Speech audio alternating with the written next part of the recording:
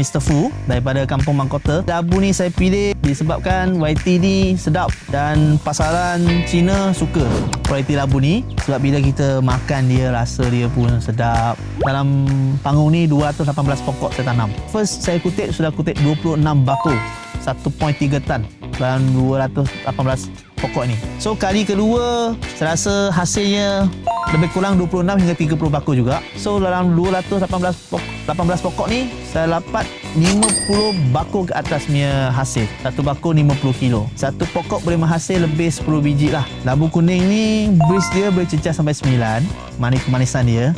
Dan berat dia sekitar 2 kilo hingga 2.5 kilo. Ada boleh sampai 2.9 pun ada lah kalau yang paling besar lah. Tapi kebiasaannya 1 kilo 8, 2 kilo, 2 kilo setengah lah berat dia boleh capai. Daripada tahan penyakit dia agak tahan. Lepas tu buah dia pun lebat, tak ada apa masalah lah. Bila kita tanam sepokok ni, kita pancung dia punya pucuk biar dia jadi 2 cabang naik ke atas. Lepas tu jarak batas antara batas tu 8 kaki, pokok antara pokok tu 6 kaki untuk sepokok. Ada kawan-kawan saya tanya, kenapa saya tanam labu kuning ni pakai junjung macam ni atau panggung lah. Ada orang tanam kat lantai macam tanam tembikai. Saya pun bagi tahu dia lah, sebab kalau kita tanam kat junjung ni, kita jimat luang.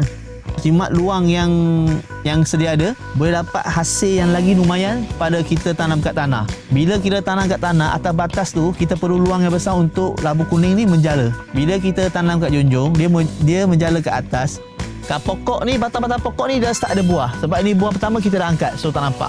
So kita tanam kat junjung, hasil lebih lumayan pada tanam pada tanah. Kepada penanam labu-labu di luar sana, kalau anda tanam labu yang harga lebih tinggi pada labu kuning biasa, tanamlah butternut ni. Harga dia memang padu.